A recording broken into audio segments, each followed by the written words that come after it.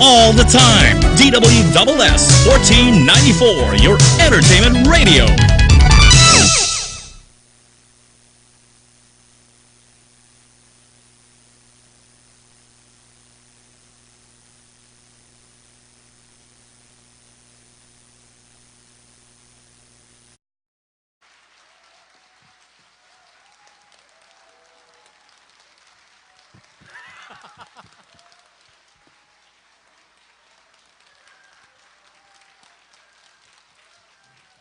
많이 즐기겠습니다.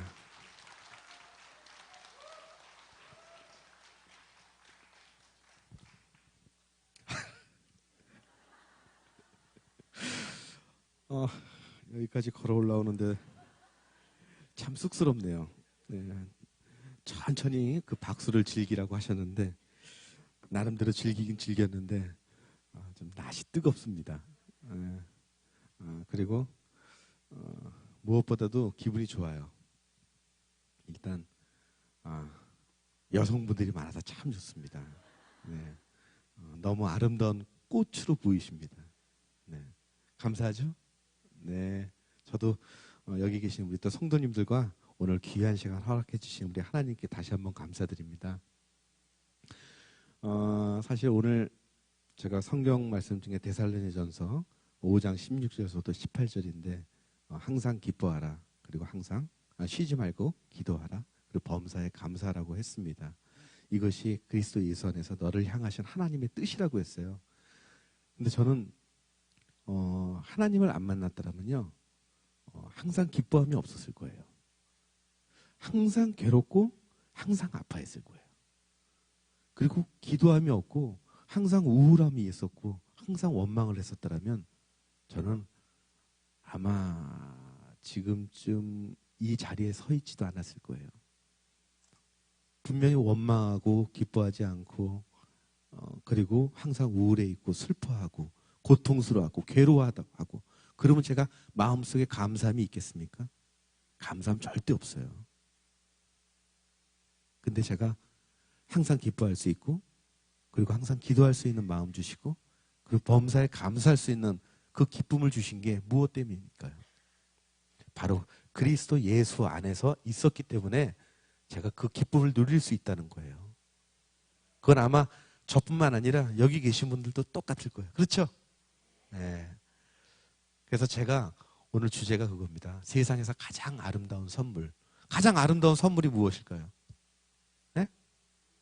그렇죠? 네. 예수의 사랑. 그리고 바로 그 중에서도 믿음인 것 같아요.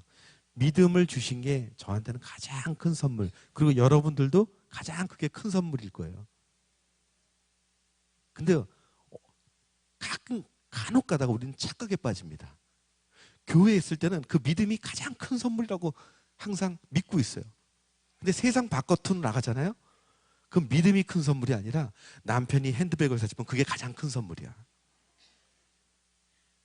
그리고 어디 가서 좋은 음식 먹여주면 그게 가장 큰 선물이고 그리고 나 데리고 제주도 여행 가지고 어디 좋은 데 여행 가지면 그게 가장 큰 선물로 여기고 있어요. 그 사이에 잠깐 믿음이라는 게 우리가 상실할 때가 많아요. 그렇죠? 그렇기 때문에 항상 기도하라고 하시는 것 같아요. 쉬지 말고 기도하라는 말. 왜냐? 우리는 나약하기 때문에 그리고 우리 죄인이기 때문에 항상 그것을 놓지 마시고요. 항상 이 성경 말씀처럼 항상 쉬지 말고 기도하십시오. 제가 이제 하나님을 믿게 된 거는 말이죠. 아까 제가 말씀드렸던 것처럼 저는 정말 아픔이 있었습니다. 여러분들 지금 보니까 저보다 연장자분들이 정말 많으시고 저희 뭐 어머님 나이 또래가 많으신 것 같아요. 저는 어떻게 보면 부러워요. 어머님들이 그리고 아버님들이. 왜? 하나님 곁에 저보다 먼저 가실 수 있잖아요. 천국에 가시니까. 욕인지 칭찬인지 모르겠습니다. 하지만 이것도 감사하게 받아들일 줄 아는 너그러움이 있으셔야 됩니다. 네, 그럼요. 천국 가면 더 행복하잖아요. 네, 그걸 항상 준비하고 있어요. 두려워하면 안 돼요. 그렇죠? 네, 저도 빨리 가고 싶어요. 왜? 천국에 기다리는 사람들이 너무 많아서. 우리 아버지도 있고요. 그리고 또 제 귀여운 아들도 있고요. 그래서 저는 거기 가서 우리 아들한테 할 얘기가 너무 많은 거예요. 제가 그 하나님을 믿게 되고 그리고 하나님께서 저에게 믿음을 주셨던 거는 사실 제 의지보다는 한 씨앗을 통해서 믿게 해주셨던 것 같아요.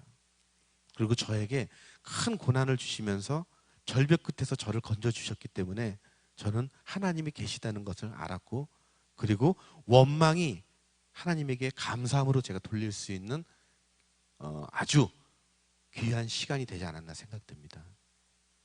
제가 2009년 11월 8일이죠.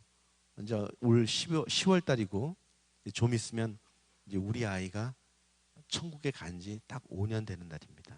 네, 5주기가 되는데 우리 7살짜리 그 아주 예쁜 아이가 천국을 갔어요. 그때 갔을 때 정말 제가 원망스럽습니다. 왜 하필이면 내 아이를 선택하셨을까?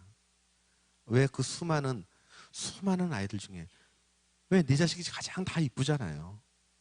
근데 그 예쁜 아이를 데려갔을까? 원망 많이 했습니다. 근데 참 장례를 치르는 동안에 많은 분들이 오시고 그리고 격려해 주시고 위로해 주시고 기도해 주시고 그리고 온 국민이 같이 슬퍼해 주시고 눈물을 흘려 주셨어요. 그리고 오시는 분마다 이 아이 때문에 수많은 아이들이 생명을 살 수가 있었다. 여러분들 기억하실 거예요. 2009년 하반기 때 우리나라뿐만이 아니라 전 세계를 강타한 신종플루, 그것 때문에 수많은 생명들이 하늘로 올라갔습니다. 그때 우리 아이도 그 수많은 생명 중에 한 아이가 됐던 거예요. 남의 일인 줄 알았습니다. 텔레비에서 비춰졌을 때 그게 저한테 닥칠 일이라는 생각을 생각지도 못했어요.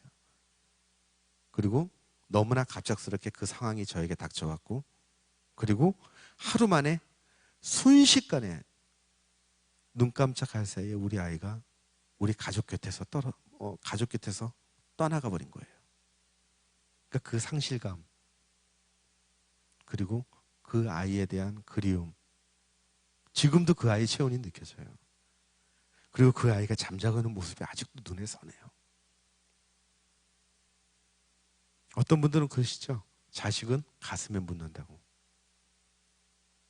근데 저도 가슴에 묻으려고 노력을 하는데 저는 가슴에 묻지 않고요. 오히려 떳떳하게 사람들한테 그래요. 저희는 5 식구라 그래요. 떳떳하게. 어떤 분들은 그걸 감추시더라고요. 왜? 슬픔 드러내봤자 마음이 아프니까. 하지만 저도 아프기도 하지만 근데 그 아이가 잊혀지는 게 싫은 거예요. 세상에서 잊혀지는 게 싫은 거예요. 그 아이와 함께 그리고 우리 또 귀한 막둥이, 누뚱이를 또 선물로 주셨어요. 근데 그 아이도 형 얘기를 하면 다 알아들어요. 어쩔 땐 그래요, 지가. 석규가 나야 그래요. 하늘에는 지형이 지래요. 어떨 땐 깜짝깜짝 놀라기도 하지만 이 아이가 뭘 알겠어.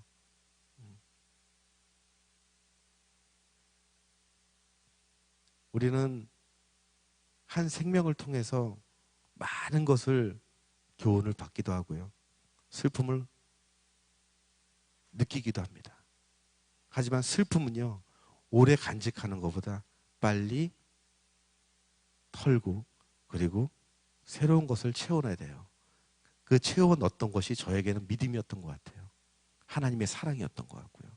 그게 만약에 다른 것이 들어왔더라면 저는 아마 이 자리에도 없을 거고요. 그리고 이 관계가 다시 회복하지 못했을 거예요.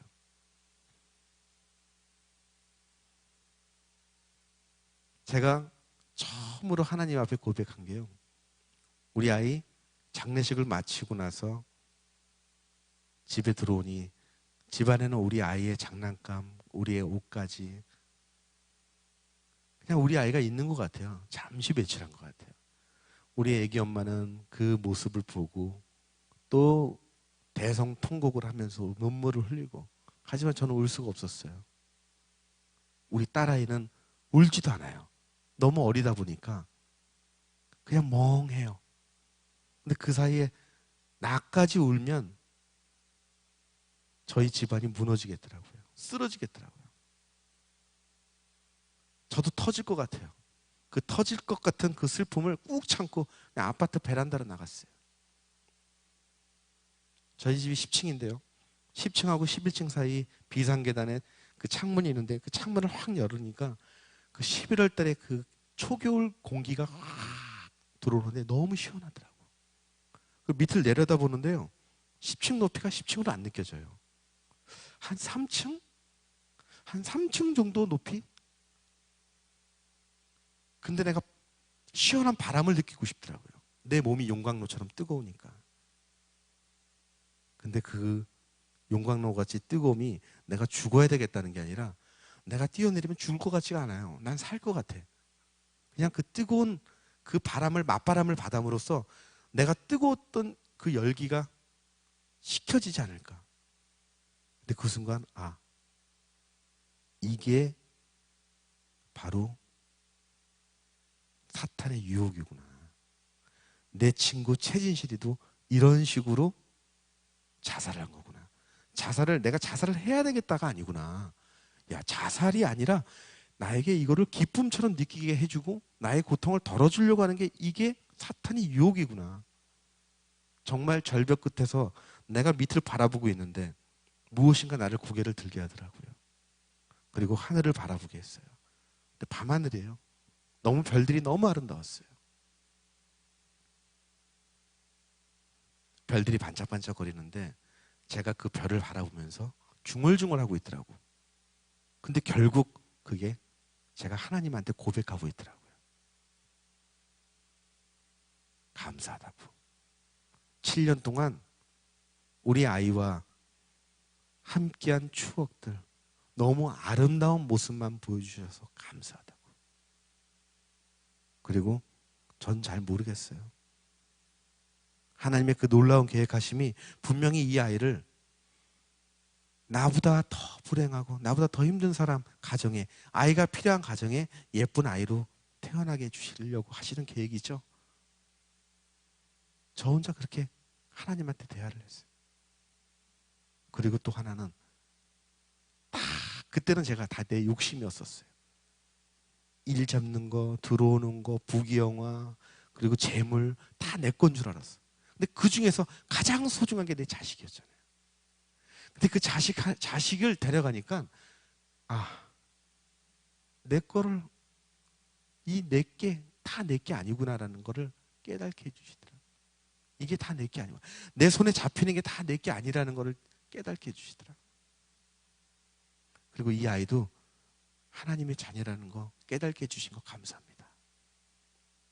그리고 저 또한 당신의 아들입니까? 저도 당신의 자녀입니까? 그 순간 그 복도에서 무릎을 꿇게 하시더라고요. 그리고 아무 기억도 없어요. 그냥 제가 한 30분을 그냥 아버지라만 제가 불렀던 것 같아요. 아버지, 아버지. 그렇게 한 40분을 제가 그렇게 아버지만 외쳐대고, 그리고 집 안에 들어오니까 그 용광로 같이 뜨거웠던 제 심장이 그나마 조금 평온해지. 그리고 잠을 들었습니다. 그리고 많은 일들이 벌어졌어요. 내 동료 아내에게 전화가 왔어요. 광기 씨, 나 지금 죽을 것 같아요. 나 좀 살려주세요. 무슨 말씀이세요? 석규, 우리 아이 장례식장 다녀온 이후에 3일 동안을 자기가 음식도 못 먹고 잠 한숨을 못 자고 있다는 거예요. 이유를 물어보니 자기 몸 안에 우리 아이가 들어와 있다는 거예요. 그거를 아빠만이 꺼내줄 수가 있대. 우리 아이가 아빠를 그렇게 찾는데요. 아빠 찾는다고. 근데 그게 저는 항상 드라마나 영화에서 보던 장면들이 나에게 닥치니까 겁이 나더라고요. 그리고 저는 갈기갈기 찢겨져 있는 상황이에요. 그 전날 밤 하나님 앞에 아버지 아버지라고 외쳐댔지만 하나님이 저에게 믿음을 주셨는지, 저에게 정말 사랑을 주셨는지, 저를 너는 내 아들이라고 저에게 딱 손을 잡아 주셨는지 저는 몰라요. 왜? 저는 믿음이 없었기 때문에. 그러니까 불안한 거예요. 그래서 저는 저 혼자 오라고 했는데 절대로 혼자 못 가겠어요. 그래서 우리 아내 깨우고, 그리고 우리 아내가 다니는 그 교회 전도사님 모시고 강남에 있는 그 엄마 집까지 같이 간 거예요.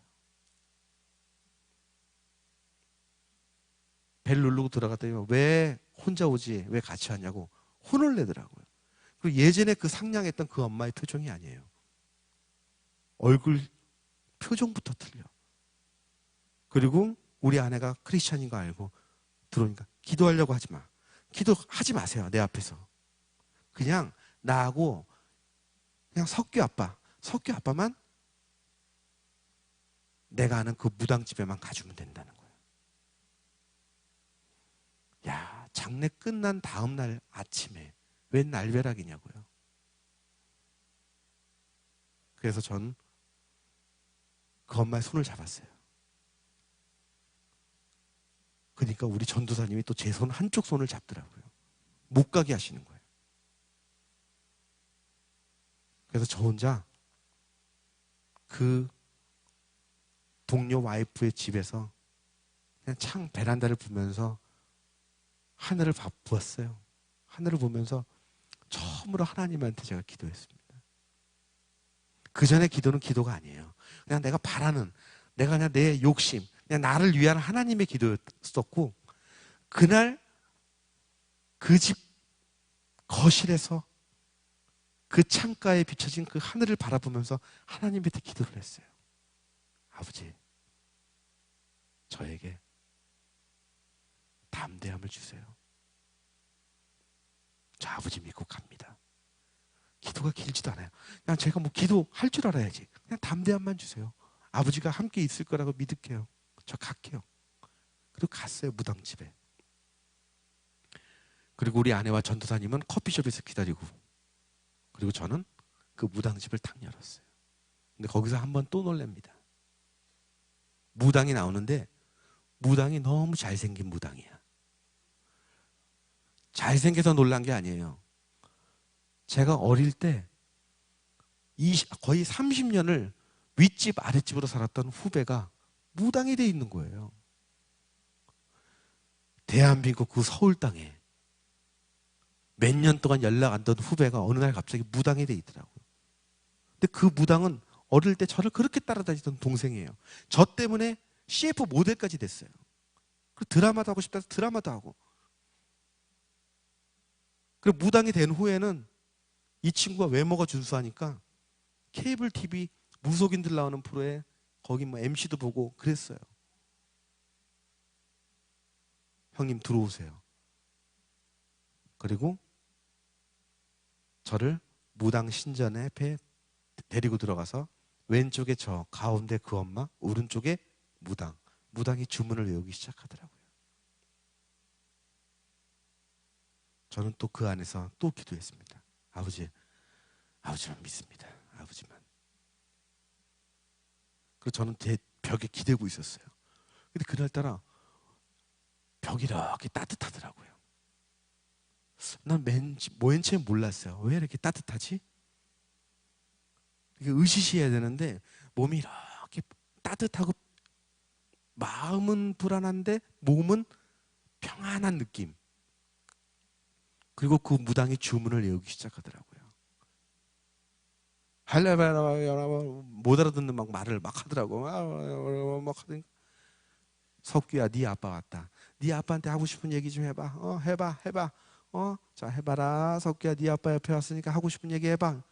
근데 그 친한 유명한 탤런트입니다. 제가 이름을 말씀을 못 드리는 게 너무 유명해서 그 말씀드리면 다 알기 때문에. 그 와이프가 갑자기 종이 한 장을 이렇게 읽고 막 눈물을 막 수도꼭지처럼 막 흘리는 거예요. 그러다가 갑자기 그 아주머니께서 그 우리 친한 그 후배 와이프가 나한테 아빠라 그러는 거야. 아빠, 나 너무 추워요. 너무 답답해요. 나 좀 꺼내주세요. 나 무서워요. 근데 제가 그를 들은 아비의 입장에서 제 심정이 어떨까요? 어떨 것 같아요? 어떨 것 같아요? 속상하죠? 막 눈도 막 뒤집어질 거예요. 저도 깜짝 놀랐습니다. 근데 눈도 안 뒤집어지고요. 속도 안 상하고요. 오히려 그 모습이 하나의 개그 프로를 보는 듯한 느낌으로 보여지더라고, 내 눈에. 그리고 내가 웃기는 거예요. 너무 웃겨갖고 웃었어요. 피식. 그러면서 제가, 야, 너 내 아들 아니야. 너 이 아줌마 괴롭히지 말고 빨리 나가. 응? 아가야, 빨리 나가라. 그 무당이 나를 쳐다보더라고. 자기가 예상했던 상황이 안 벌어지니까 이 무당이 당황하는 거예요. 무당이 그러면 뭐라고 그러지 알아요? 석기야, 네 아빠가 네 말을 못 알아듣는다. 다시 한번 얘기해봐. 다시 한번 얘기해봐. 근데 네 아빠가 네 말을 못 알아듣는다 그 말을 하는데 갑자기 너무 웃긴 거야. 갑자기 뭐가 생각나냐면요. 예전에 그 KBS의 개그맨 장두석이라고 있었습니다. 부채도사가 생각나는 거예요. 근데 내가 웃으려고 하는데 또 그 무속인의 그 자존심이 있잖아. 웃을 수도 없고 그 자존심 지켜주려고. 그때부터 이 상황들이 코미디로 느껴지는 거예요.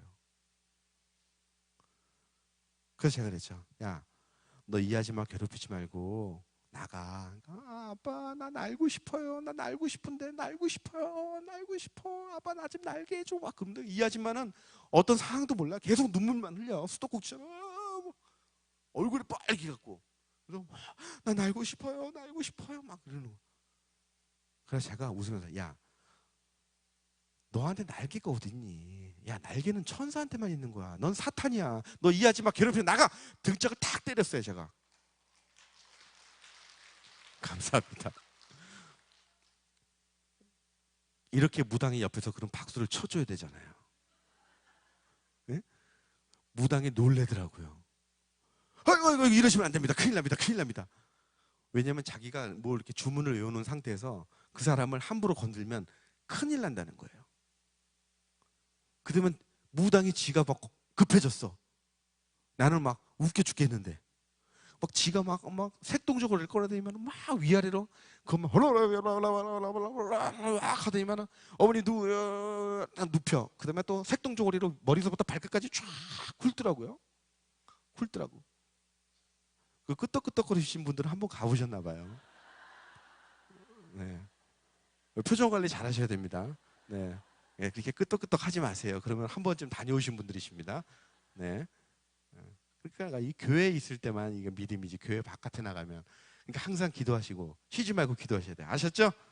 예. 이 기도 안 하면 괜히 누가 친구가 점 보러 갈까 그러면 또 권사님들이 점 보러 가고 그러면 안 돼요. 예. 근데 그 엄마가 깨어났어요. 무당이 막 급히 깨웠어. 근데 혈색이 들어왔어요. 야. 그리고 그 엄마가 나를 보면서 씩 웃어주더라고. 석기 아빠, 나 이제 살 것 같아. 근데 처음 그 엄마의 표정과 그리고 그 나중에 그 엄마의 표정은 완전히 180도 틀렸어요. 너무 온화했어요. 그리고 저는요, 그 상황에서 너무 감사한 거예요. 이 상황들, 그리고 나의 기도를 들어주셨구나. 내가 이 상황을 담대하게 견딜 수 있게 해주셨구나. 얼마나 감사한지 몰라요. 그리고 하나님이 지혜까지 덤으로 주셨어요. 제가 이 상황에서 내가 두려워서 그 무당집에 가지 않았다면, 나 하나 살자고 들어가지 않았다면, 그리고 하나님이 나와 함께하지 않았다고 의심을 하고 내가 가지 않았다면 저는 분명히 더 나쁜 상황에 처해졌을 거라고 저는 생각해요. 하지만 하나님이 나와 함께 하신다는 것을 굳게 믿고, 그리고 저는 그 악의 소굴로 들어갔습니다. 그리고 그 악의 소굴에서도 담대하게 견딜 수 있는 마음을 주셨어요. 그리고 그 가정과 다시 좋은 관계를 가질 수 있는 지혜까지 주셨어요. 얼마나 감사한지 몰라요. 믿음을 가지니까요, 생각까지 틀려주고 바라보는 시선도 틀려지더라고요. 아마 여러분들도 그런 마음가짐을 가져보셨고 느껴보셨을 거라고 믿습니다. 저한테는요, 여러분들은 그런 경험들을 많이 하셨지만 저한테는 그게 너무 신기하고요, 너무 놀라운 체험이었어요. 야, 진짜 하나님이 나 안에 들어오셨나 보구나. 하나님이 나를 지켜주셨구나. 그리고 내가 등뒤가 막 따뜻했던 게 하나님이 나를 감싸주셨구나. 저는 아마 그 전날 하나님한테 고백을 하지 않았다면 저는 분명히 그 무당한테 끌려가서 분명히 무당이 하자는 대로 저는 천도제도 지내고, 그리고 그 무당을 통해서 그 엄마의 음성을 통해서 우리 아이의 울부짖음을 들었을 때 저는 아마 미쳐버렸을 거예요. 저는 아마 돌아버렸을 거예요. 그리고 모든 게 다, 세상이 다 원망스러웠을 거예요.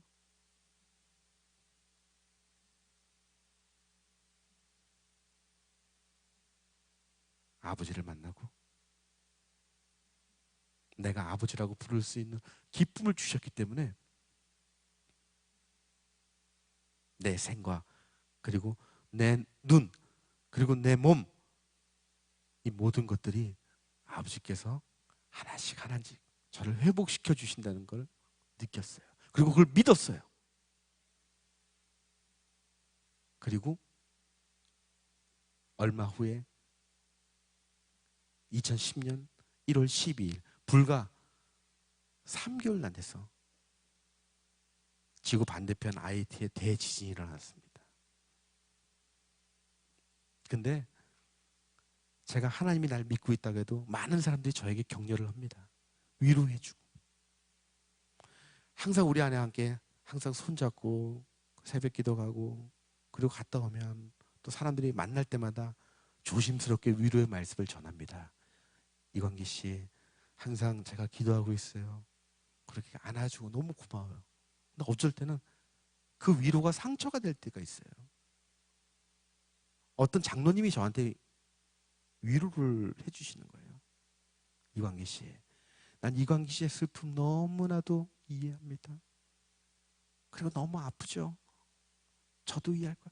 제가 그 상처를 당해보니까 너무 알 것 같아요. 아니, 장로님 뭐 무슨 일이 있으세요? 저희 집에 정말 14년 동안 함께한 우리 해피가 그저께 죽었습니다. 우리 해피를 보내고 나니까 이광기 씨의 그 마음 알 것 같아요. 표정 관리가 안 되더라고요. 근데 그분 입장에서는 가족이에요. 가족. 그분, 이게 웃을 수도 있지만, 강아지를 안 키우시는 분들은 웃을 수 있지만, 강아지를 키우시는 분들은 반려견이라 그러죠. 가족 같거든요. 자기 자식 같거든요. 14년 동안 정들었으면 우리 아이는 7년인데 어떻게 보면 진짜 더 정들었잖아요. 근데 나는 한쪽으로 화가 치미는 거예요. 아, 이 장로님이 나를 엿먹이는 건가? 아, 미치겠더라고요. 그러니까 세상 바깥으로 나가면 그런 일들이 비질비질하게 저한테 다가오는 거예요. 왜? 내가 얼굴이 일반인이 아니라 공인이다 보니 불편함이 참 많더라고요. 그때는 어디 거리 나가기도 싫어요. 나만 바라보면 그런 얘기들 많이 하시니까. 그리고 아이디 지진 났는데 그 수많은 아이들이 부모를 잃고, 그리고 수많은 생명들이 지진을 통해서 수십만 명이 다 죽고 피해를 입었습니다. 그냥 한 나라가 그냥 거의 망한 거예요. 풍지박산이 되어버렸어요. 수도가. 그걸 바라보면서 하나님께서 또 하나의 진리를 깨닫게 해주시더라고요. 광기야, 이 세상엔 말이야, 너만 아픈 게 아니야. 너도 아프지만 더 자세히 보면 너보다 더 아픈 사람 많다. 봐봐, 저기 봐봐. 너보다 더 아픈 사람 많아. 봐봐. 그래도 너는 주변에 많은 사람들이 너를 위로해 주지. 나도 너 위로해 주지. 그리고 기도해 주잖아. 저 애들 봐봐. 먹을 거 못 먹고 있지. 굶주리고 있지. 입을 거 못 입고 있지. 그리고 부모 잃어서 고아된 아이들 있지. 저 봐봐라. 얼마나 많니. 그걸 보면서 난 이 세상에서 내가 가장 아픈 사람인 줄 알았어요. 그 나는 하나님의 내가 위로만 받았고 내가 살아야 되는 온실 속의 화초로구나만 생각을 했어요. 근데 그게 아니더라고요. 하나님은 IT 지진을 통해서 이 세상에 더 아픈 사람들이 많다는 걸 증거해 주시고 보여주시더라고요. 그리고 심지어는요, 저를 IT까지 보내십니다. 한 달 뒤에 2월 달에 IT까지 갔어요. 근데 그곳에 우리 아이가 입었던 티셔츠, 그리고 우리 아이가 마지막으로 그린 그림이 있습니다. 근데 그 그림이 아빠의 얼굴이었어요. 그래서 그 그림을 러브 앤 블레스라는 글씨를 만들고 그 그림을 디자인해서 제가 티셔츠를 한 200장을 만들어서 IT에 갔습니다. 그리고 한 고아원을 방문했습니다. 근데 그 고아원에 방문해서 그 고아원에 있는 아이들에게 막 선물을 나눠줬어요. 근데 누구보다도, 어떠한 사람보다도 어떻게 보면 서로 상처받은 사람들이잖아요. 내가 위로해주면 이 아이들이 힘이 생기겠구나. 얘들아, 나도 너희와 똑같이 아파. 나는 하늘에 내 아이가 있어. 너희들은 너희 부모님이 하늘에 있지. 하지만 나는 그 멀리서 한국에서 너희들 위로하러 온 거야. 그리고 나도 하나님이 항상 너와 나를 지켜주실 거야. 너희들과 나를 지켜주실 거야. 그리고 너희 부모님들이 하늘에서 응원하고 있어. 그러니까 너무 슬퍼하지 마. 아파하지 마. 항상 희망을 갖고 하나님과 함께 힘내. 애들은 옆에서 선물 주니까 초등학생들이 뭘 알아요. 죽음을 모르더라고. 하기야 우리 큰딸도 초등학교 4학년 때인데 지 동생을 그렇게 보내고 나서도 눈물 한번 찔끔 흘리고 그 다음서부터는 눈물을 흘릴 줄 몰라요. 근데 그 아이들이 7살, 8살, 10살 그 아이들이 몰라요. 그냥 잠깐 부모가 어디 간 줄만 알아요. 언제 금방 돌아오겠지. 그리고 초콜릿 나눠주고 선물 나눠주고 옷 나눠주고 하니까 다 좋아해. 근데 하나님만 저기서 울고 있는 거야.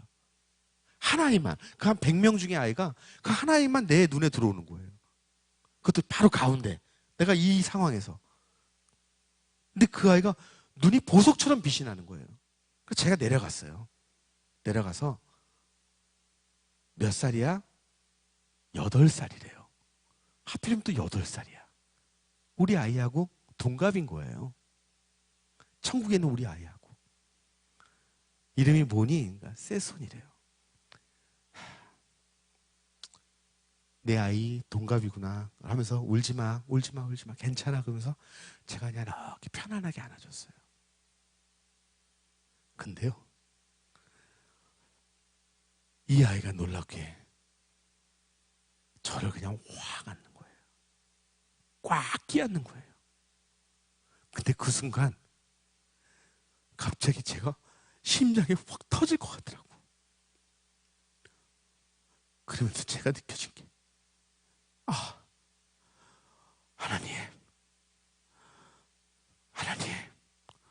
하나님이 나를 보내신 이유가 바로 이 아이를 만나게끔 해주신 거군요.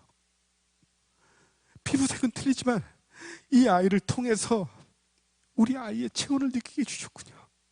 너무 고맙습니다. 감사합니다. 제 머릿속에 그거밖에 없었어요. 왜냐하면 한국에 오기 전서부터, 우리 아이를 보내고 난 후부터 우리 아내가 그렇게 기도드렸던 게, 꿈속에서 우리 아이가 천국에 있는 모습 한 번만 보여주십시오.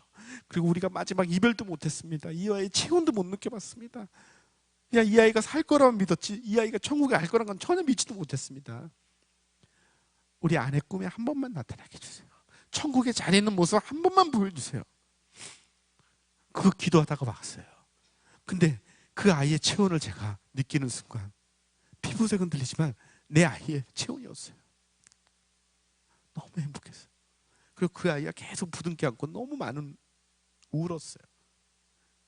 그 아이는 분명히 저를 아버지를 생각하면서 안았을 거고, 저는 그 아이를 안을 때 내 아이구나, 내 아이구나, 그 아이를 품었어요. 그리고 그 구하는 아이들과 여기까지 시간을 보내고 숙소로 들어왔습니다. 근데 정말 천국을 보여주시더라고요. 야, 천국이라는 데가 이런 데구나. 너무 아름답더라고요. 근데 꿈으로 안 느껴져요. 제가 잠시 천국에 간 것 같아요. 천국에 딱 도착하니까 바닷가가 왜 이렇게 예쁜지, 그리고 모래알 백사장은 그냥 완전히 스펀지야. 그리고 한 아이가 뛰어오는데요, 우리 아이가 머리카락이 브라운색이에요. 약간 반곱슬인데 그 아이가 막 뛰어오는 거야. 누가 봐도 내 아이야. 근데 옷이 약간 작아. 근데 약간 칠보 바지 정도 그런 바지를 입었어요. 하얀 옷을 입고. 근데 입술을 보니까 입술이 그냥 아주 그냥 앵두인데, 이 세상에 보다 없는 그 귀한 앵두, 너무 아름다운 앵두 입술. 내가 그 아이를 계속 부르면서 석기야 부둥켜 하면서 그 아이를 화가 안 났어요. 내가 안아갖고 이 아이를 계속 부비고, 그래 잘 있지 잘 있지. 그러니까, 아빠 난 너무 잘 있어. 나 여기 너무 행복해. 너무 잘해준다는 거야. 여기 계신 분들이 너무 잘해준다는 거예요. 하나님이 잘해준다는 거예요. 그러면서 아빠 내 걱정하지 마. 나 너무 잘 있으니까 제발 울지 마 아빠. 왜 자꾸 울어? 울지 마. 그러면서 제 눈물을 닦아주더라고요. 근데 저는 알아요. 우리 아이의 그 눈이 너무 예뻐서 그 뭐랄까 보석 같은 눈빛으로 저를 이렇게 쳐다보더라고요. 그 눈빛으로 말하는 거예요. 눈물을 닦아주면서 그 마음을 저에게 주더라고요. 아빠, 내 친구들 아빠가 많이 도와줘. 알았지? 그래서 그래, 아빠가 무조건 도울게. 너를 키우는 마음으로, 내 자식을 키우는 마음으로 내가 무조건 도울게. 그렇게 끼안고 있다가 눈을 떠보니까 꿈이더라고요. 꿈에서 깬 거예요. 너무 현실처럼 꿨어요, 꿈을. 그리고 바로 한국에다 전화했어요. 우리 아내 너무 기뻐하는 거예요. 그렇게 기도했는데 당신 꿈에 나타나게 해줬다고. 왜 내 꿈에는 왜 안 나타나지? 그러게 말이야, 나도 당신 꿈에 나타나게 기도했는데 내 꿈에 나타나네. 우리 아내가 나도 당신 따라갈 걸. 왜냐면 그때 IT 갈 때 반대 많이 했어요. 왜냐면 그때만 해도 여진이 일어난다, 뭐 폭동이 일어난다. 진짜 가보니까 정말 소소한 폭동들이 일어나더라고요. 우리가 배식 나눠주면 저기 가서 정글칼로 막 싸워요. 서로 갖고 가려고. 그리고 정말 그 나라에 가서 그 아이들에게 위로해 주러 갔지만, 저는 그 아이들을 통해서, 그리고 하나님을 통해서 제가 회복과, 그리고 저는 비전을 받고 한국에 돌아왔어요.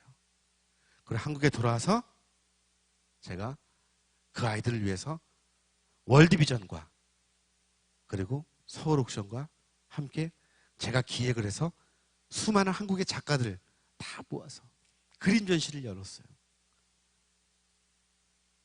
근데 준비하는 과정 속에 전화가 오는 거예요.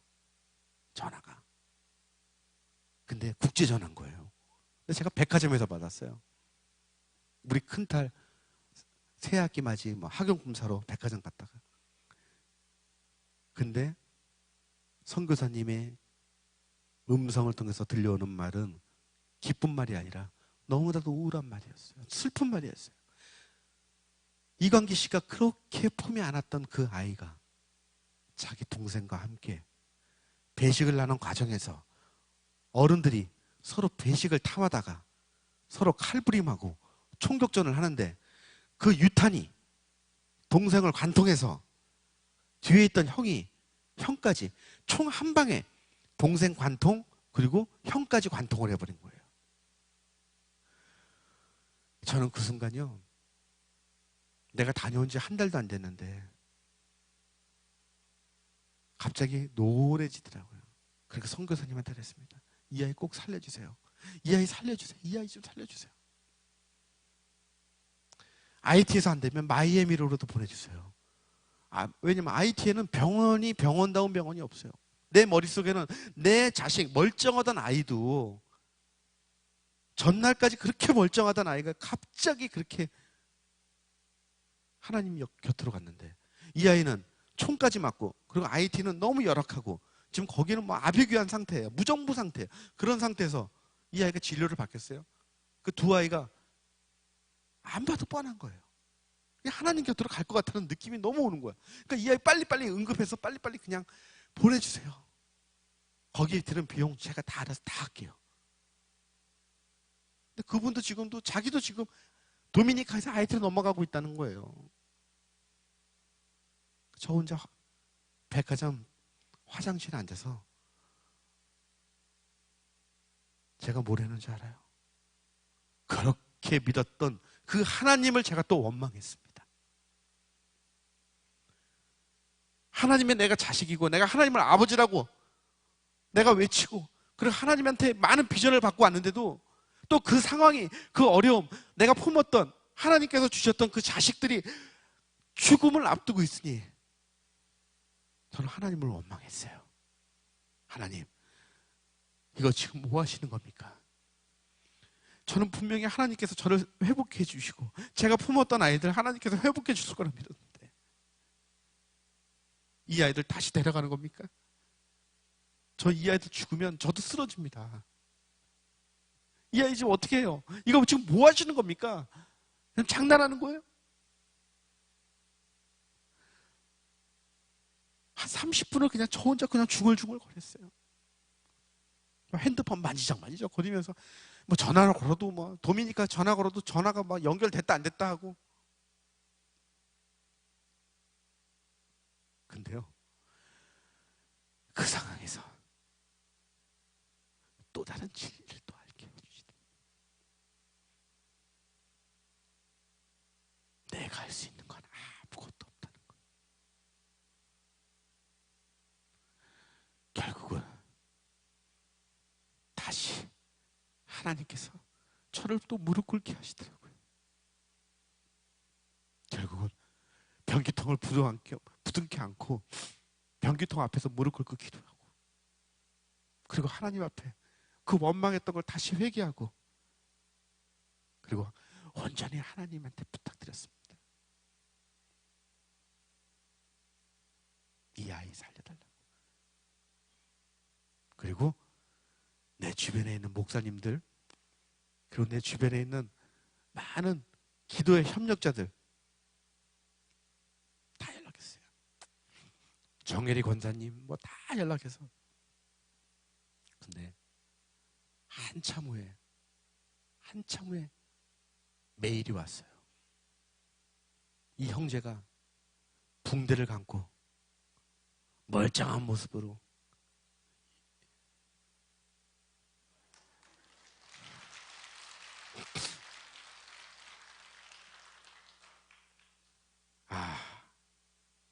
하나님은 정말 쉬지 말고 기도하라고 하시는구나. 그래, 그때 알았어요. 내가 할 수 있는 건 진짜 아무것도 없다. 제가 IT의 월드비전과 함께 모든 것을 사역을 통해서 거기다 학교를 짓고 뭘 했지만 이건 절대 제가 한 게 아니에요. 다 하나님이 하신 거예요. 저는 그냥 하나님의 종이었을 뿐입니다. 근데 어떤 분들은 착각하시는 분들이 있어요. 하나님의 능력으로 모든 것을 읽어내시고 나서 그게 결국 순간 자기가 자기 빙의에 들려서 이걸 순간적으로 내가 한 걸로 착각하시는 분들이 있어. 왜? 주변에서 그렇게 얘기를 하거든. 어쩔 땐 저한테도 그래요. 저는 분명히 하나님이 했다고 얘기하는데 이관기 씨는요, 저 IT에다 학교도 세우시고요, 자꾸 주변에서 그렇게 얘기하면 이거 진짜 내가 세웠나? 그렇게 생각한다. 우리 한국 교회도 그러잖아요. 교회 개척해서 성도들과 함께 정말 기도로 반석 위에 세워진 교회들이 어느 한순간에는 이 교회가 세습하고, 그리고 이 교회 주인이 그냥 내가 주인인 줄로 알고 있는 목사님들이 많단 말이에요. 그러다 보니 반석 위에 서야 될 교회들이 은행 빚더미에 서 있는 교회들도 많아요. 믿음이 성장하는 교회가 돼야 되는데 그냥 보여지기 위한 대형 교회 성장하는 교회들이 너무 많다는 거죠. 젊은이들이 다 떠나갔어요.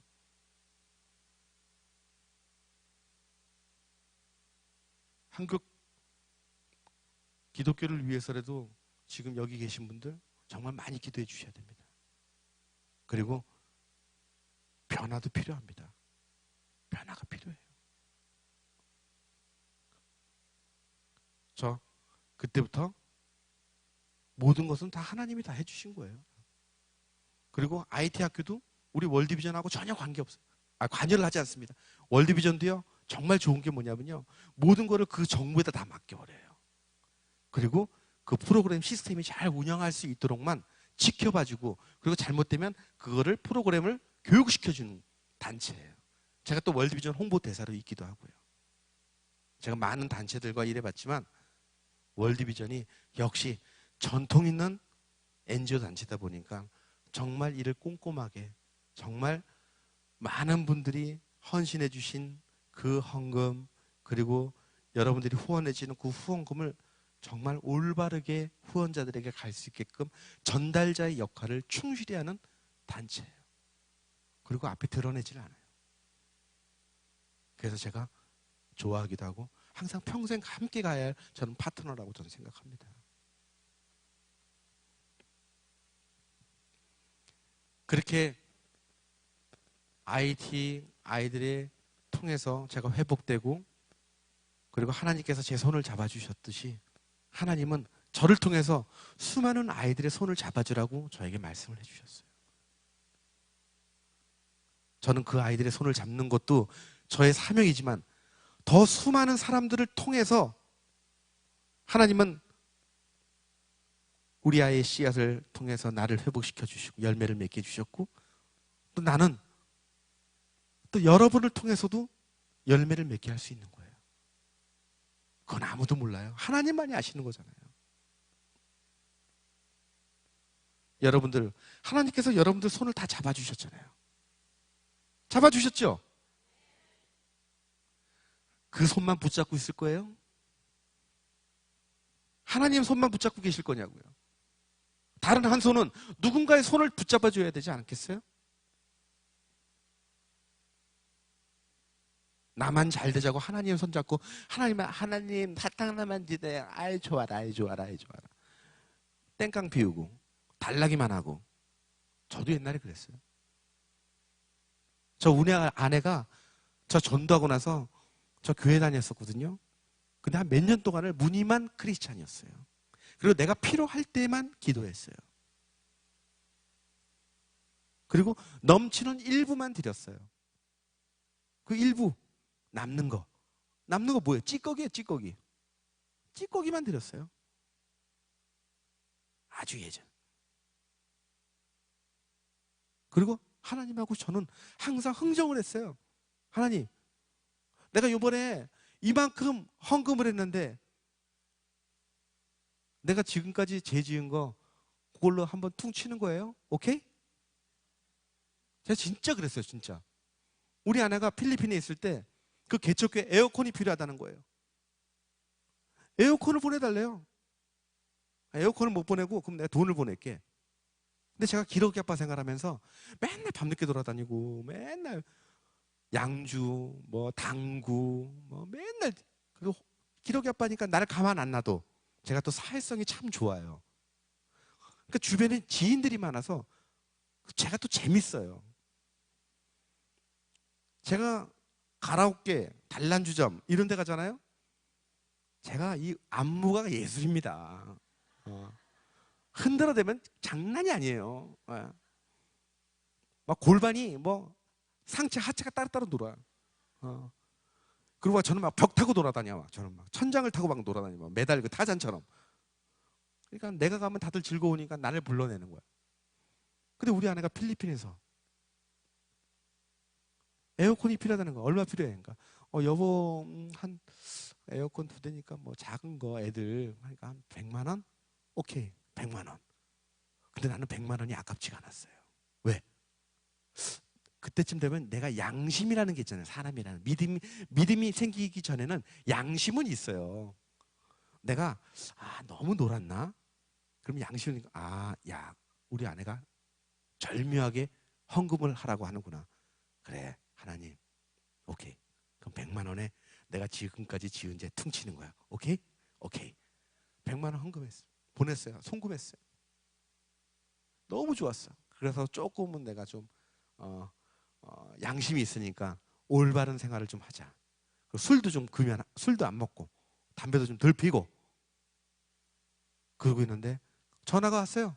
여보, 100만 원으로 택도 없더라. 필리핀이라고 싼 게 아니더라. 그리고 해보니까 이왕이면 좋은 에어컨 사줘야 되지 않겠냐고. 그러니까 삼성 거 사주자는 거, 삼성 거. 그러니까 삼성 건 얼마인데? 야, 100만 원을 더 붙이래요. 와, 근데 그 순간 화가 확 나는 거예요. 어떤 생각이 나는 줄 알아요? 분명히 하나님 나하고 쇼부 쳤는데. 근데 100만 원을 왠지 하나님한테 슈킹당하는 느낌? 삥 뜯기는 느낌? 근데 우리 아내 때문에 어쩔 수 없이 보냈어요. 나한테 막 뭐라고 한 소리 할까 봐. 200만 원을 제가 보냈어요. 제가 또 어떤 생각 하는지 알아요? 그럼 100만 원치면 더 놀까요? 그 정도로 철딱선이 없던 사람이었었어요. 하나님을 만나고 나니까요, 이제 그런 것들도 다 죄스럽더라고. 저는 하나님 만나고 나서 물론 안 가라는 건 아닌데 이제는 그런 데조차 발걸음하는 게 내가 죄스러워. 하나님이 내 안에 계신데. 그래서 저는 담배도 다 끊었어요. 금연했어요. 금연도 참 신기하게 끊었어요. 제가 하나님한테 그랬습니다. 하나님, 저 담배 그렇게 많이 폈는데 나 하나님 만난 거 감사하고 너무 고맙지만 그래도 하나님 모르게 필게요. 모르게 2년만. 나 모르게 남들 보는 앞에서 안 피고 모르게 2년만 필게요. 답답하니까. 왜? 하나님, 난 아시잖아요. 난 상처투성인데 하나님께 나 도와주시는 거 아는데 나 그래도 나 2년만 딱 필게. 2년만. 나 2년 뒤에 끊을게요. 하나님, 나 이거 정말 간절히 이거 하나 붙잡으면 나 담배까지 못 피면 나 터질 것 같아. 근데 2년이 다가오는 거예요. 끊어야 될 거 아니에요. 약속했으니까. 뭐 금연 보제조서부터 해갖고 뭐 내과 의사 가서 처방도 받고 뭐 챔픽스라고 있습니다. 뭐 그런 거 한 15만 원 하는 거. 남들은 그거 먹고도 다 끊는데 나는 그거 먹고도 담배를 피더라고요. 얼마나 내가 이게 인이 배겼으면. 근데 참 놀랍게요. 월드비전과 함께 방글라데시를 제가 사역을 가게 됐어요. CBS 촬영하면서. 근데 동행자가 누구냐? 목사님인 거예요. 목사님. 그것도 열흘 동안. 그것도 똑같은 성결교회. 성수동에 있는 지영원 목사님이라고, 네, 정말 제가 존경하는 목사님이십니다. 그 이후로 저랑 너무 친해져 갖고요. 제가 목사님한테 공항에 가서 목사님, 죄송하지만 기도 하나 해주시고 출발해 주시죠. 무슨 기도를 갑자기 원하시냐고. 제가 사실 하나님과 2년 전부터 담배를 끊기를 원했는데 제가 금연하게 돼. 나 오늘 내가 보니까 이거 하나님께서 이건 메시지다. 목사님과 이 긴 여정 동안에 분명히 금연할 수 있는 기회를 주신 것 같다. 그러니까 목사님께서 기도 한번 해주십시오. 목사님 기도를 해주셨어요. 그리고 출발했어요. 일단 열흘 동안 목사님 앞에서 제가 맞담배는 못 피잖아요. 야, 근데요, 그 이후로 지금까지 금단 현상이 없어요. 담배가 싫어요. 야, 그래서 하나님이 정말 날 너무 사랑해 주시는구나. 어떻게든지 하나님께서는 나를 계속 끌고 다니시는구나. 그걸 느꼈습니다. 그리고 이제 또 이렇게 이제 그 월드비전과 또 이제 또 많은 방글라데시 다녀오고, 그리고 이제는 찬양 사역에 대한 관심이 내가 높았어요. 왜냐하면 제가 찬양으로 많은 은혜를 받았기 때문에. 제가 좀 나중에 기분이 업되면요, 제가 찬양도 합니다. 예.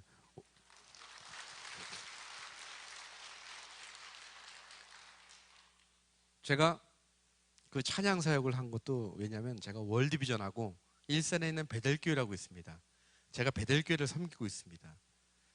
베델교회 성전이 되게 좋아요. 약간 콘서트홀 같이 돼 있어서 제가 거기서 콘서트를 하자고 했어요. 그래서 제가 가수들을 다 모았어요. 믿는 사람, 안 믿는 사람들 모두 다 올 수 있게끔. 그리고 그 안에서 하나님의 사랑이 살짝 녹아나게. 그래서 부활도 부르고, 부활은 대중가요 부르고, 소양은 CCM 부르고, 송솔나무도 부르고, 그리고 그리고 이성미 집사님, 그리고 뭐 다 불러서 사회도 보고, 그렇게 해서 풍성하게. 그게 타이틀이 뭐냐면 하나님을, IT를 향한 하나님의 사랑이에요. IT를 향한 하나님의 사랑. 그 콘서트 제목으로 콘서트를 했습니다. 콘서트 다 하고 너무 은혜로웠어. 그리고 거기서 많은 사람들이 또 후원을 또 약정을 하고요. 그리고 그 다음날 우리 아내가 자기 학부형들끼리 어딜 가고 싶대요. 어디 여행을 보내줬어요. 근데 여행 가기 공항에서 전화가 온 거예요. 여보, 나 놀래지 마. 왜? 임신했다는 거예요. 와.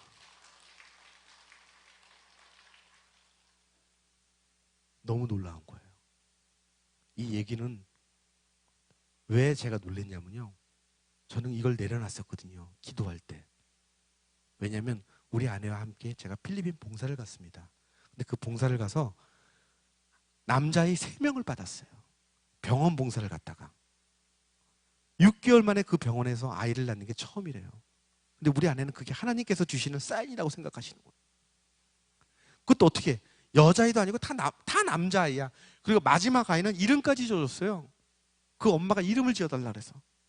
믿음의 자손 아브라함이라고 줘줬어요. 필리핀 아이니까. 필리핀 아이한테 뭐 민석이, 준석이 뭐 이렇게 질 수는 없잖아요. 영어 이름을 줬는데 뭐 내가 영어 이름을 뭐 많이 알아요? 그 성경에 나오는, 그래, 너는 믿음의 아이. 그래, 아브라함이라고 줘주고 왔어요. 그러니까 우리 아내는 매일같이 새벽마다 가서 기도를 하는 거예요. 또 이 모성애는 또 끈끈하잖아요. 이 엄마는 뭔가 핏줄로 땡기나 봐요. 뭐라고 기도하나 했더니만 하나님께서 새로운 생명을 주시면 너무 감사하게 받겠습니다. 하나님, 우리 가정에 축복의 선물 하나 보내주세요. 근데 그걸 듣는 순간 남편으로서 제가 중보를 안 할 수가 없겠더라고요. 저도 중보했어요.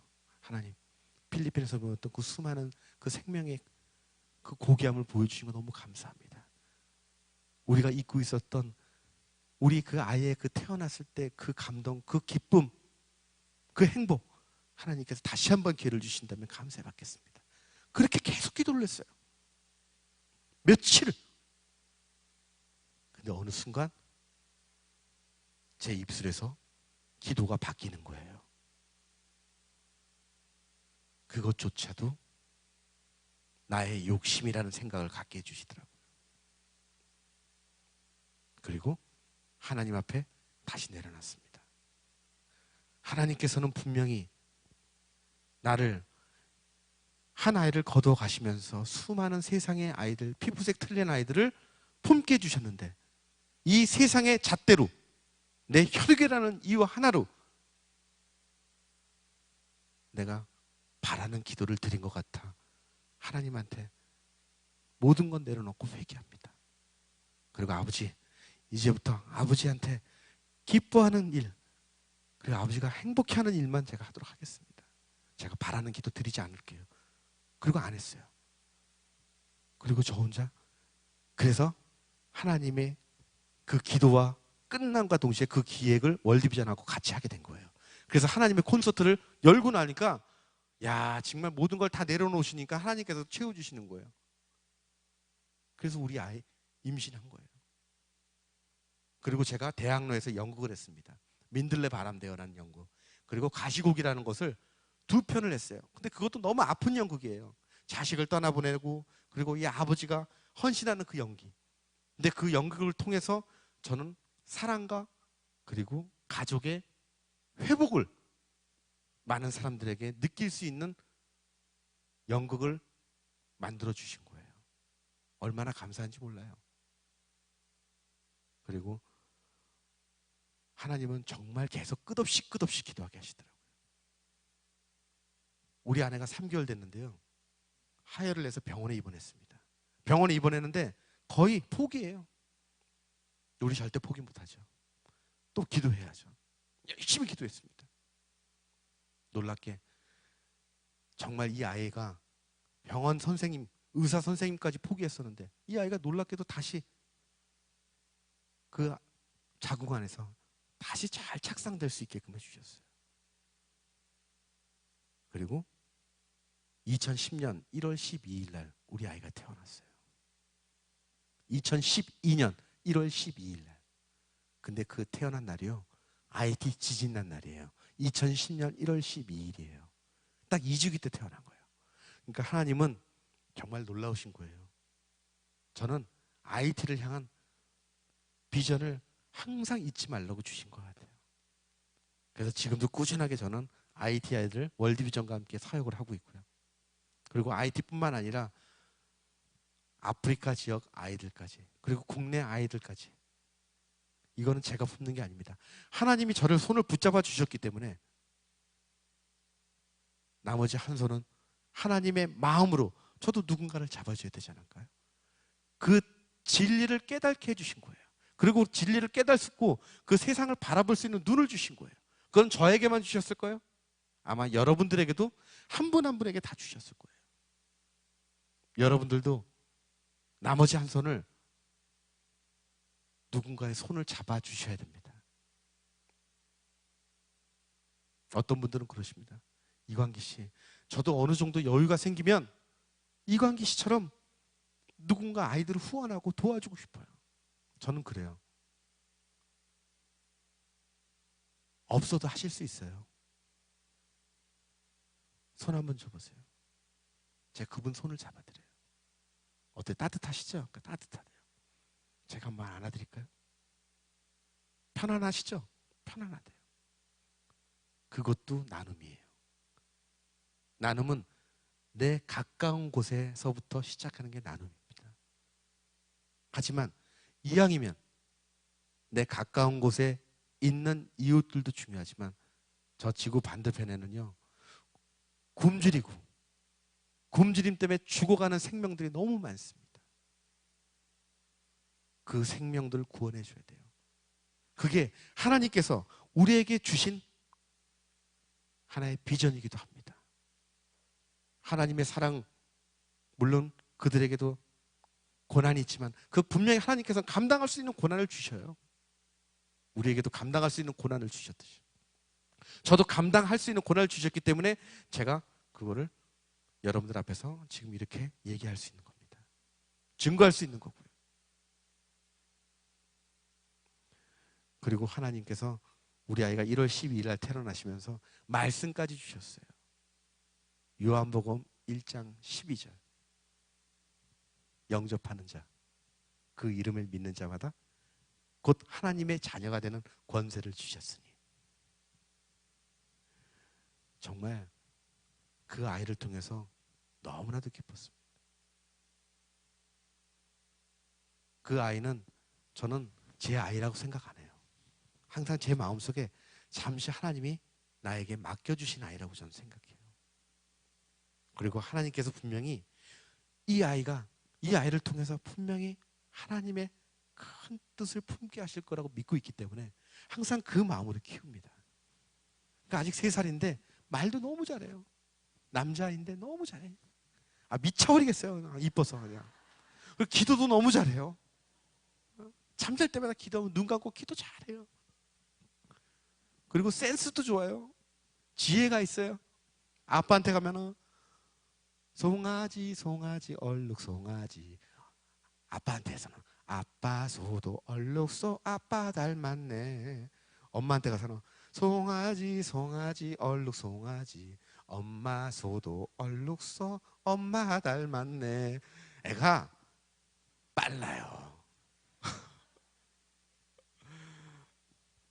여러분, 잠시 제가 준비한 영상이 있습니다. 이 영상 한번 보시고 또 계속 얘기를 나누는데요.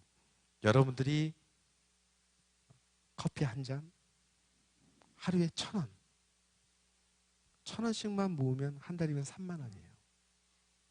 3만 원으로요. 한 아이가 하나님의 자녀로서 하나님의 그 사랑을 받으면서 교육도 받고 그리고 옷도 입고 그리고 아픈 병도 치료받을 수 있고 그리고 그 아이를 또 통해서 분명히 여러분들이 주셨던 그 사랑이 그 아이는 그 사랑을 받아서 또 다른 이 애들에게 또 사랑을 전파할 겁니다. 여러분 체조 선수 양학선 선수 아시죠?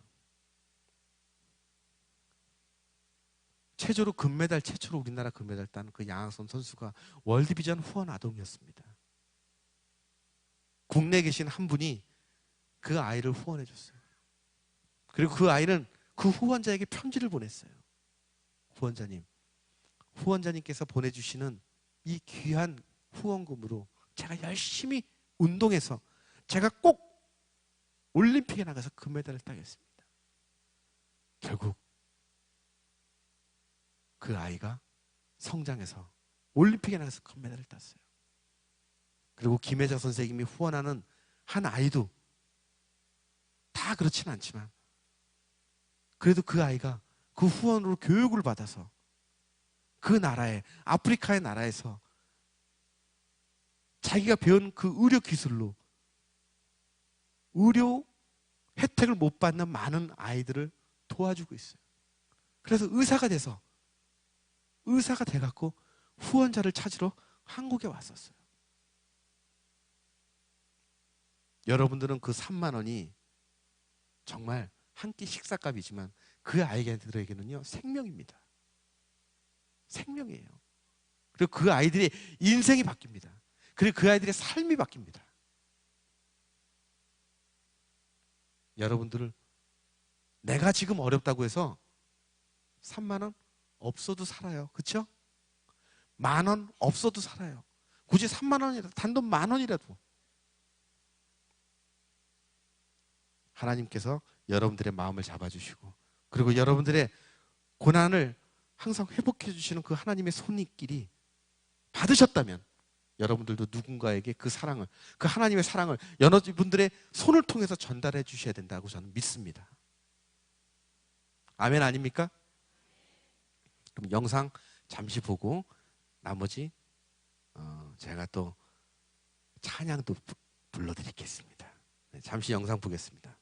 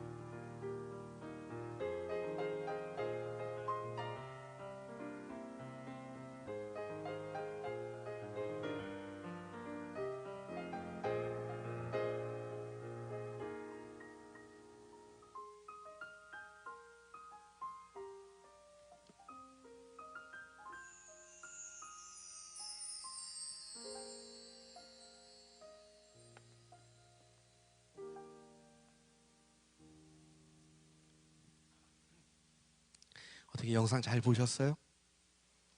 마음이 어떠세요?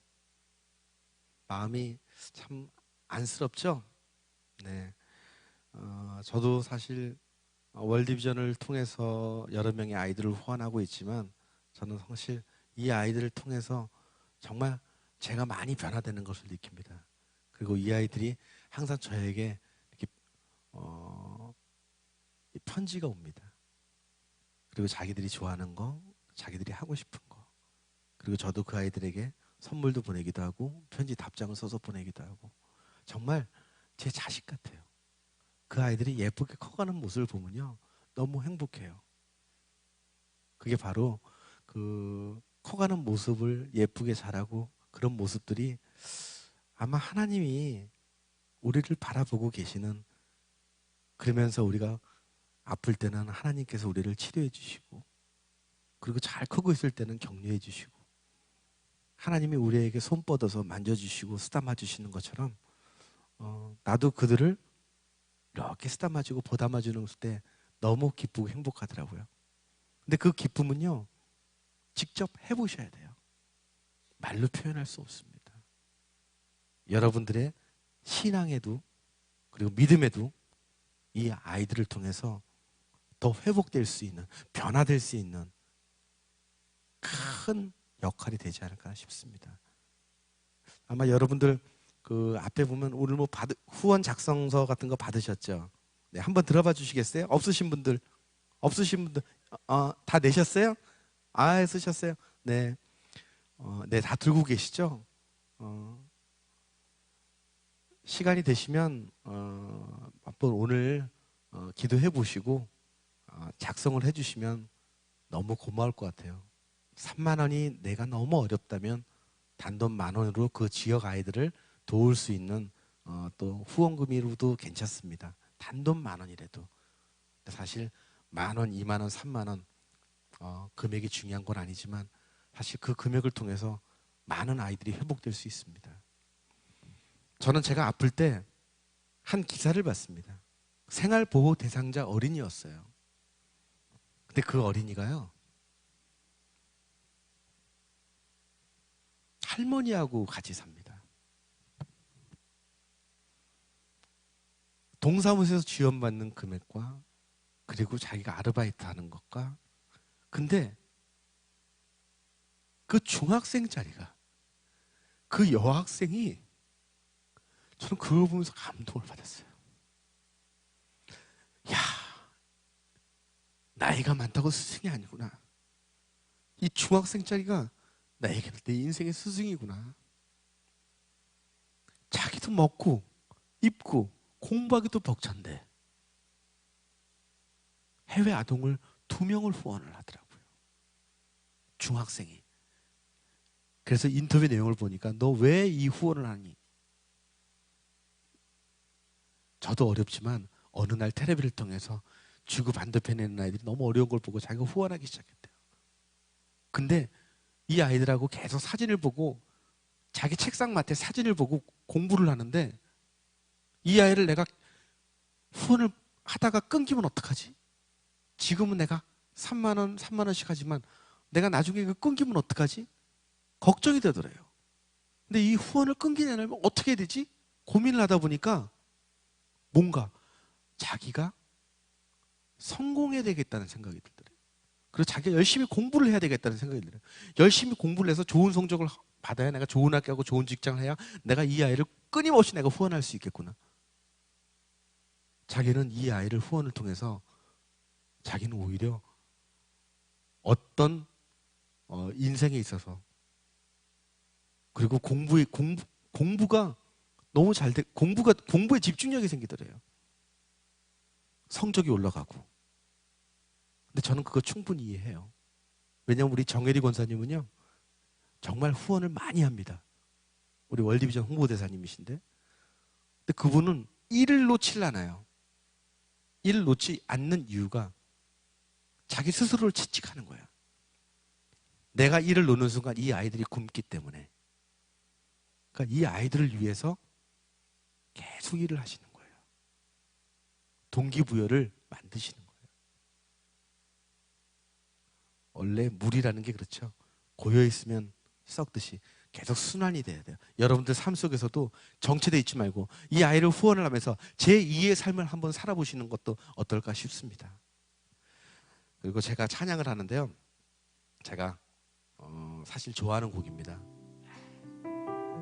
근데 이 곡이요, 제가 항상 교회를 다닐 때 힘들 때가 있다 그랬잖아요. 나가면 힘들어요. 세상 바깥에 나가면 너무 험해요. 근데 한 번은 제가 새벽 예배를 마치고 너무 우리 아이가 보고 싶어갖고 자유를 통해서 우리 아이가 있는 곳을 벽지를 가는데 어두워요. 밤이에요. 근데 그 어둠이 너무 무섭더라고요. 우리 아이를 만나러 가는데 추모공원까지 그 만나러 가는 게 추모공원으로 가야지가 아니라 갑자기 나의 생각이 진짜 우리 아이를 만나러 가야지 바뀌더라고요. 그리고 내가 핸들을 오른쪽으로 틀까? 왼쪽으로 틀까? 한번 살짝 틀어봤어요. 차선이 바뀌더라고요. 그래서 내가 이걸 확 돌려버리면 진짜 우리 아이 곁으로 갈 수 있겠구나. 우리 아이 곁에 가는 게 참 쉽구나.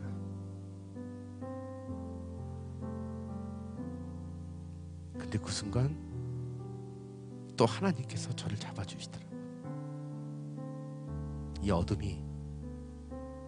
이 어둠에서 탈출할 수 있게끔 해주시더라고요. 그리고 그 차 안에서의 그 공허함, 두려움, 그걸 떨쳐버리기 위해서 제가 차에 있는 CD를 막 잡았어요. 그 수많은 CD 중에서 한 CD를 플레이에다 넣고 플레이를 시켰어요. 근데 그 수많은, 저한테는 제 차에는 찬양 CD 딱 하나밖에 없었어요. 나머지는 다 가요고 팝이었어요. 근데 그것도 아주 오래전에 우리 아내가 차에서 들으라고 주고 간 CD였어요. 평생 안 듣다가 하필이면 그날 내 손에 잡힌 게 그 CD였어요. 그리고 그 CD를 통해서, 그리고 스피커를 통해서 그 어둠 속에서 들려오는 그 음성이 저에게는 하나님의 음성이었어요.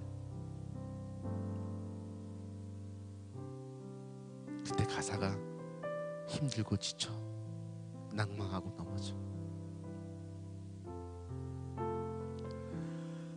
일어날 힘 전혀 없을 때 조용히 다가와 손잡아주며 나에게 말씀하시네. 너는 내 아들이야. 너는 내 아들이야. 그 마음으로 오늘 또 여러분들과 함께 이 곡을 부르고 싶어요. 그리고 여러분들은 누가 뭐래도 여러분들은 하나님의 자녀십니다. 하나님의 아들, 딸입니다. 그리고 하나님은 여러분들의 손을 꼭 붙잡고 계십니다.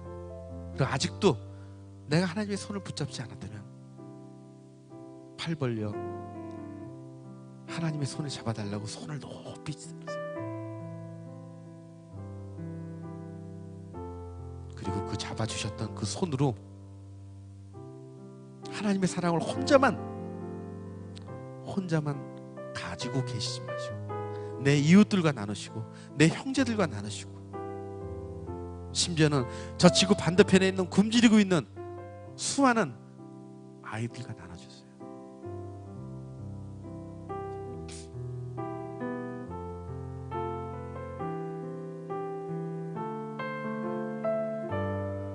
같이 할게요.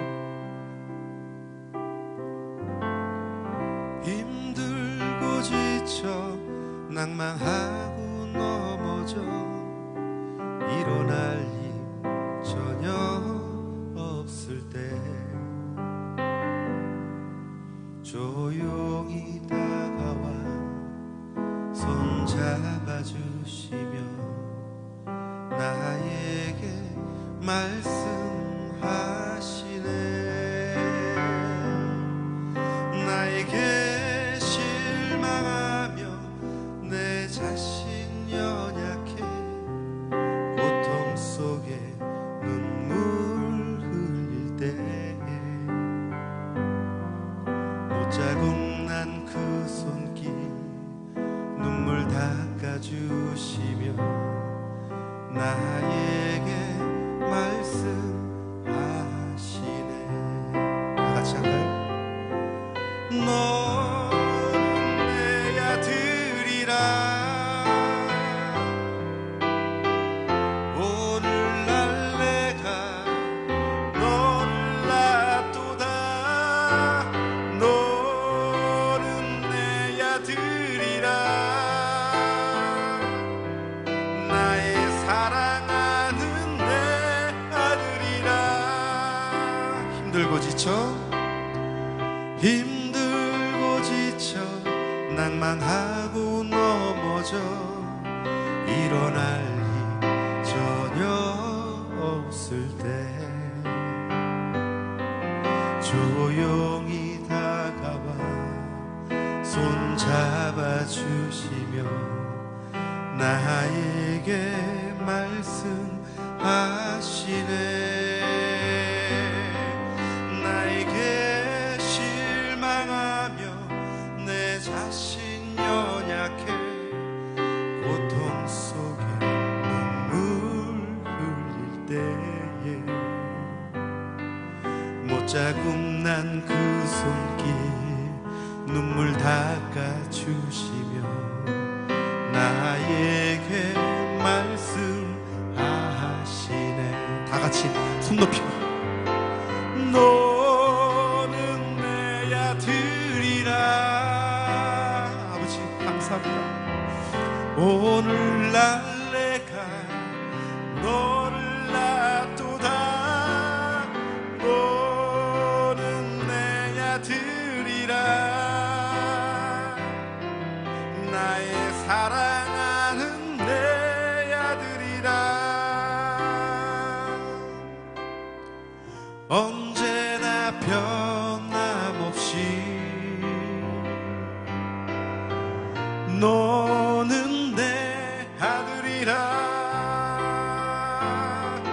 나의 십자가 고통 햇산의 그 고통으로 내가 너를 낳았으니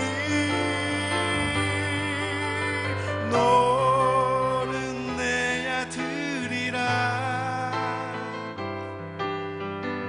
오늘날 내가 너를 낳도다.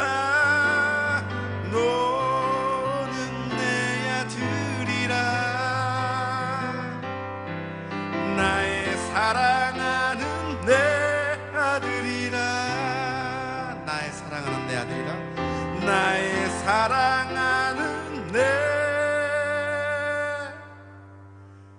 아들이라.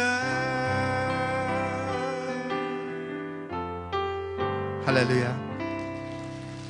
감사합니다. 여러분도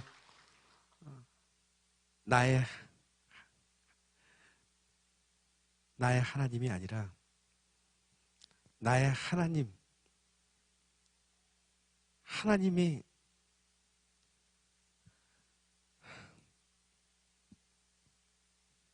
나를 위한 하나님이 아니라 하나님을 위한 나로 살기를 여러분 바라십니다. 항상 나의 중심적 내 개인적인 하나님이 아닌 항상 하나님이 기뻐하는 일, 하나님이 행복해하는 일을 할 수 있는 여러분들 되시길 바랍니다.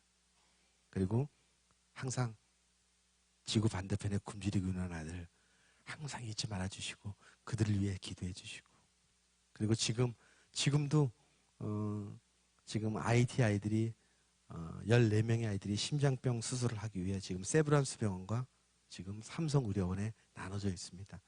그래서 우리 또 연예인 사역하는 친구들이 또 그들을 위해서 지금 각 병원에서 지금 헌신하고 있고, 또 그 아이들이 또 수술을 한 아이도 있고, 또 앞으로 수술을 하기 위해서 기다리는 아이들이 있습니다. 그들을 위해서도 여러분들이 한번 기도를 해주시면 너무 감사하겠습니다. 그리고 저는 또 11월서부터는요, 바로 옆에 대학로에서 민들레 바람대어를 앵콜 공연을 또 우리 조재현 씨하고 이모 씨하고 저하고 셋이서 하니까 시간 되시면 여러분들 한번 구경 오세요. 네, 감사합니다. 행복하십시오.